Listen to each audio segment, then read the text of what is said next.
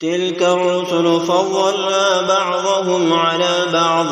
منهم من كلم الله ورفع بعضهم درجات وآتينا عيسى ابن مريم البينات وأيدناه بروح القدس ولو شاء الله ما اقتتل الذين من بعدهم من بعد